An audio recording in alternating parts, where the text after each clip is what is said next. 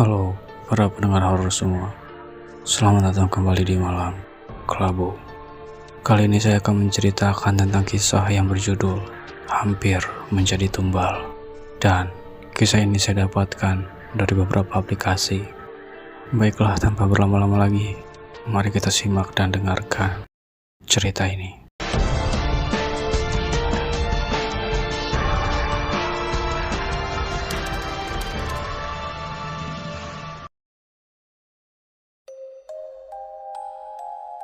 Perkenalkan, namaku Bagus.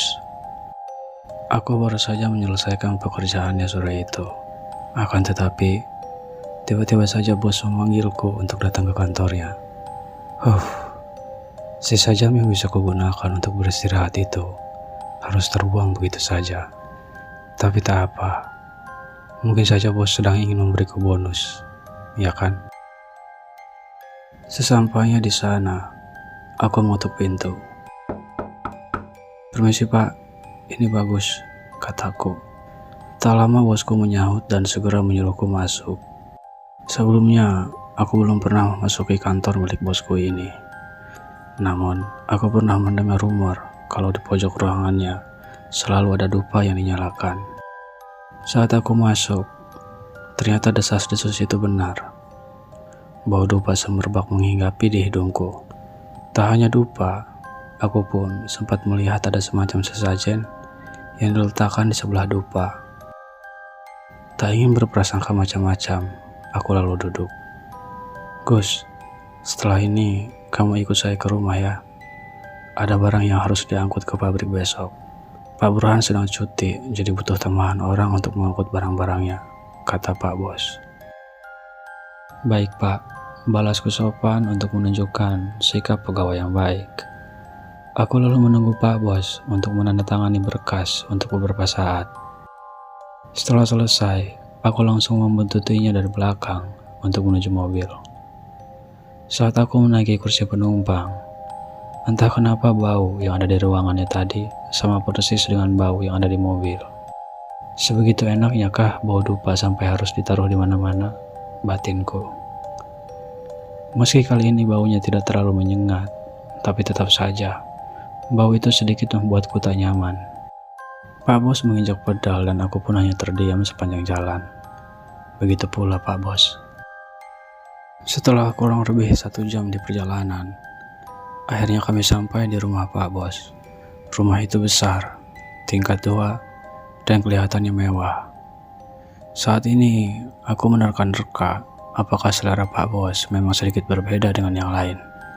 Pasalnya, rumah besar tersebut tidak dilengkapi dengan penerangan yang memadai, melainkan hanya diberi lampu yang sudah redup. Seruan Pak Bos kemudian membuyarkan lamunanku.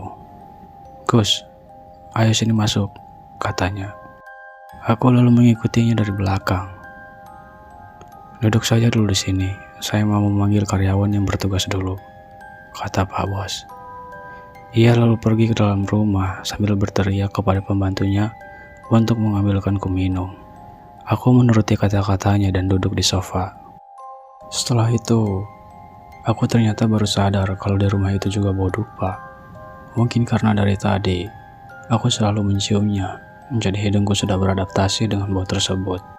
Atau bisa jadi, bau dupa dari kantor Pak Bos dan mobilnya tadi masih membekas di hidungku, sehingga aku masih menciumnya sampai sekarang.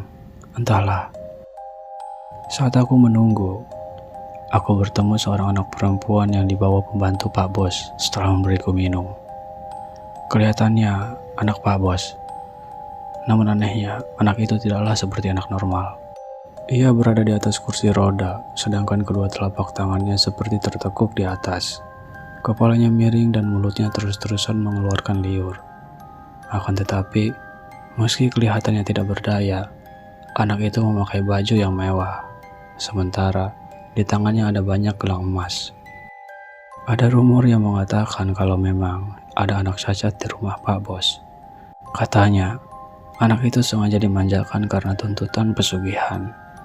Rumor ini semakin lebih-lebihkan setelah mengetahui ada dupa di ruangan Pak Bos.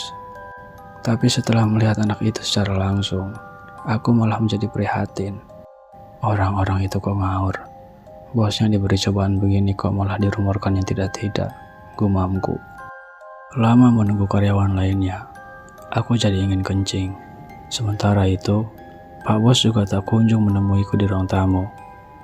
Aku lalu memutuskan bertanya letak kamar mandi kepada pengasuh anak itu. Lurus saja, setelah itu belok kanan. Ada pintu di sebelah dapur. Nah, itu kamar mandinya, Mas, katanya. Aku lalu buru-buru menuju kamar mandi karena sudah tak tahan.